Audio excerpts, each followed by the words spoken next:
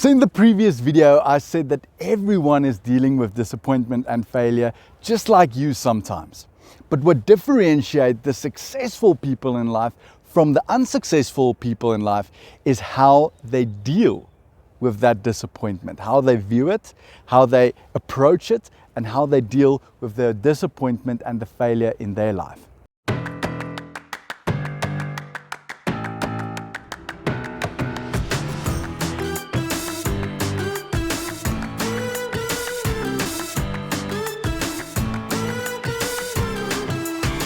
And now I'm going to go through practical tips that you can implement to help you deal with that disappointment and failure better in your life.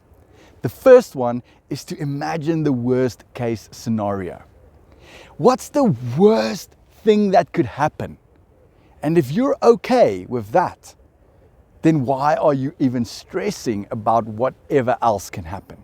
For example, in my case, if the economy completely drops and all my businesses fail, and if there's a big hurricane that destroys all of my properties, I would still have my family, I would still have my friends, I would still have my engineering degree, and I can still go and get a job and have a normal life.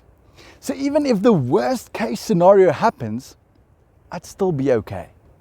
And I want you to go through that exercise yourself.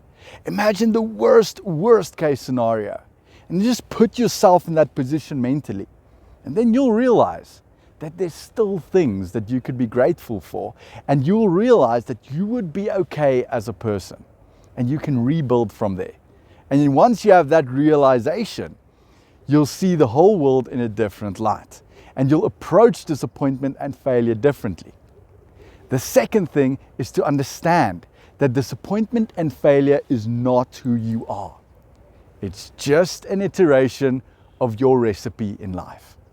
I mean, imagine a baker, right? A baker with his hat. And he follows a recipe and wants to bake a cake for all of his friends and family to enjoy. And he throws in the sugar and the flour and the milk and the meat and the vegetables and everything that goes into the cake according to his recipe. He puts the cake in the oven, and when he takes it out, it's a flop. It's a big mess. But you saw it coming, right? Because who puts meat and vegetables in a cake? But because he had a wrong recipe, the cake wasn't a success. But does that mean that the baker is a bad baker? No. It just means that the baker has the wrong recipe. And if the baker changes his recipe today, he can get a better result tomorrow. And that's the same for you. If you failed at maths today, doesn't mean you have to fail at maths tomorrow. If you didn't make the first team in your sport today, doesn't mean that you don't have to make the first team in your sport tomorrow. If you're poor today, it doesn't mean that you have to be poor tomorrow. You can change your recipe in life and get a different result. So what I want you to practically do is to write down your current recipe that brought you to this point of disappointment and failure in your life, and analyze the ingredients that you have and make sure that you have the correct ingredients in that recipe. If you want to succeed at your math test, you can't have PlayStation, going out with friends and watching Netflix in your recipe. That won't work. You need more studying, attending class and attending study groups with your friends. Now that might give you the end result that you want. So analyze your current recipe, make sure you have the right ingredients, and then take out some of those bad ingredients and add some good ingredients to change your recipe in order to get a different result. And then the third thing is make a list of things that you are grateful for. Whenever we get to failure or disappointment, we tend to zoom in on this thing as if it's the only thing in the world that matters. That physics test that you might have failed is the biggest thing in the world right now, and it's the only thing that matters. And then we tend to forget about all the other things that we are actually good at, all of the other things that's positive, all of the other things that's good to us in our life. And I want you to practically go and make a list of all those other things.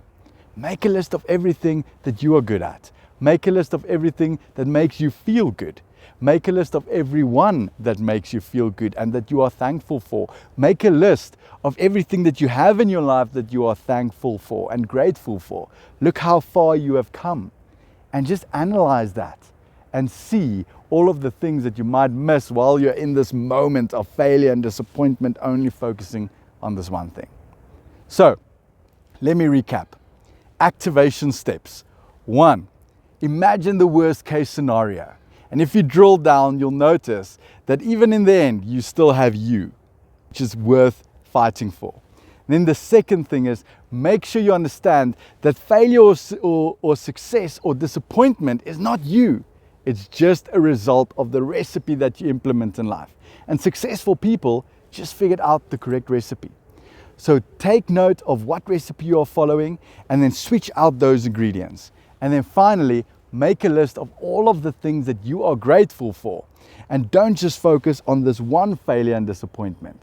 Take a look at all of the other successes that you have in your life, even if they're small ones.